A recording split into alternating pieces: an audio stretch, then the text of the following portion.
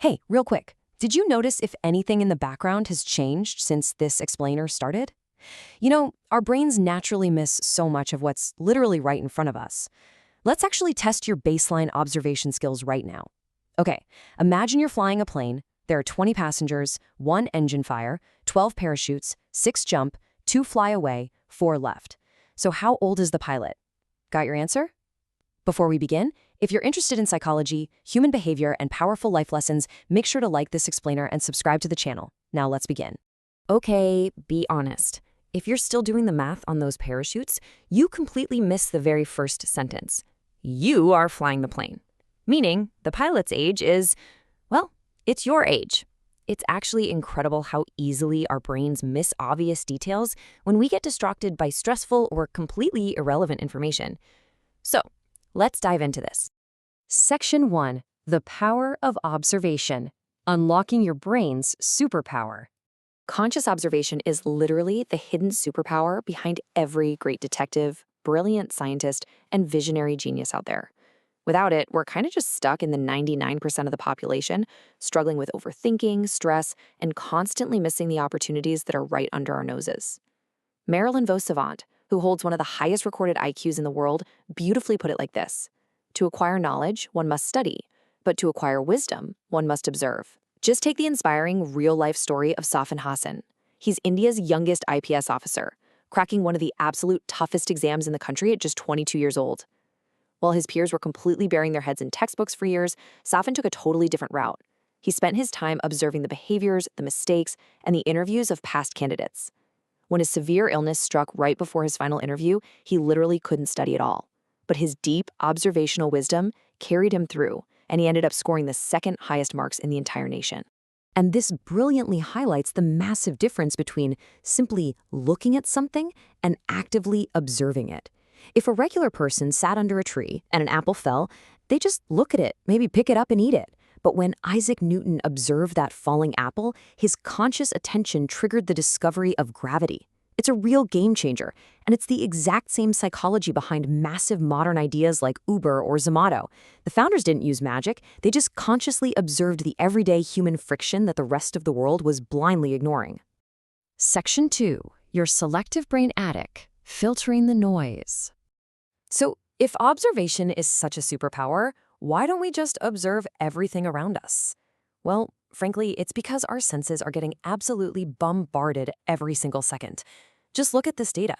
Every second, your brain receives about 11 million pieces of data through your senses. 11 million. But consciously, you only process about 40 pieces of that data. To put that into perspective, your brain is basically throwing away 99.9% of reality just to keep you sane. We have practically unlimited storage in our minds, but a remarkably narrow doorway to actually get things inside. To prove how extreme this filter really is, psychologists use selective attention tests, like the famous double touch game. Imagine watching a video of people jumping rope. If I challenge you to intensely count the exact number of jumps, your brain dedicates all those 40 pieces of processing power entirely to the rope. Because of that, you'll likely completely miss a person in a giant chicken suit walking right through the background of the scene. So, did you count the jumps, or did you see the chicken? This psychological phenomenon is known as selective attention. The legendary fictional detective Sherlock Holmes actually had a brilliant metaphor for this. He called it the brain attic. Think of your mind as an empty attic. You have to consciously choose which furniture or which details you allow inside. If you naturally focus your attic to notice problems, you're only going to see problems. But if you prepare it to observe opportunities, you'll spot them everywhere. Section 3. Building a memory palace. Moving from short-term to long-term. Now, imagine trying to remember a random list of 15 grocery items right this second. It's tough, right? And that's all because of the number 7. A lot of the time, poor observation stems from our limited short-term memory capacity. Our brain's temporary RAM, so to speak, can naturally only hold about 7 items at any given time.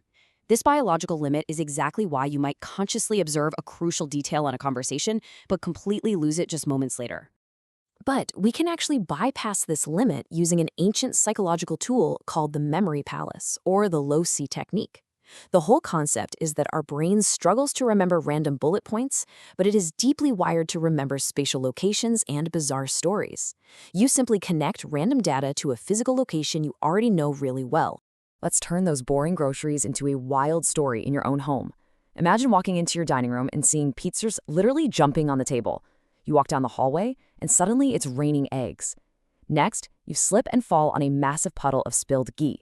Finally, you open the fridge only to find apples relaxing on a bed of bread, staring right back at you. By wiring these random details together into an absurd, humorous narrative, you completely bypass short-term memory and force the information directly into your long-term storage. Section 4. Escaping the thought cloud. Why babies are better observers. Have you ever wondered why babies learn so incredibly fast? It's actually because they haven't developed a language-based inner voice yet. Since they don't have that constant internal monologue running, they absorb the world through pure, unfiltered observation. As adults, however, our internal thoughts are frequently clashing with our physical senses. Imagine taking a test where you see a video of a person holding up 5 fingers, but the audio playing loudly says 10 o'clock. Because the audio and visual inputs are mismatched, your adult brain just scrambles. The conflict shatters your focus. This relates to a really fascinating perceptual illusion called the McGurk effect, which demonstrates just how easily our brain gets confused. This perfectly illustrates what we call the thought cloud. The thought cloud is that heavy, frustrating traffic jam of daily thoughts, anxieties, and inner monologues that literally blocks you from observing the real world. You can't possibly notice the subtle sadness in your friend's posture if you're trapped in a buzzing thought cloud about your upcoming meeting. Section 5. How to master observation. Actionable techniques. So, the crucial point here is we absolutely need to clear that thought cloud if we want to observe effectively. Let's look at how we can master observation with some real actionable techniques. One powerful method is temporarily isolating your senses. We call this the room case example. If you're sitting in a room right now, just close your eyes. What do you hear?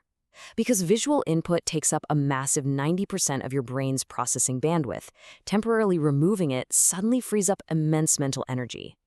All of a sudden, you'll hear the hum of the air conditioner, a distant bird, or maybe the exact tone of a conversation you were completely missing before. You can take this even further with the 5-4-3-2-1 sensory grounding method. Think of it as a quick, senseful meditation you can do literally anywhere.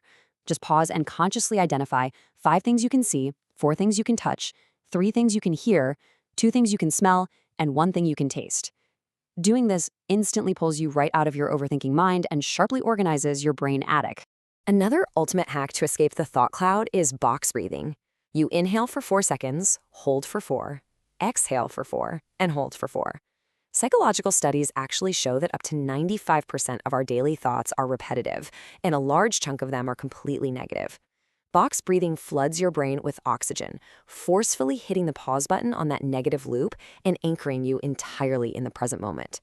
As the renowned philosopher J. Krishnamurti famously advised, observe the observer.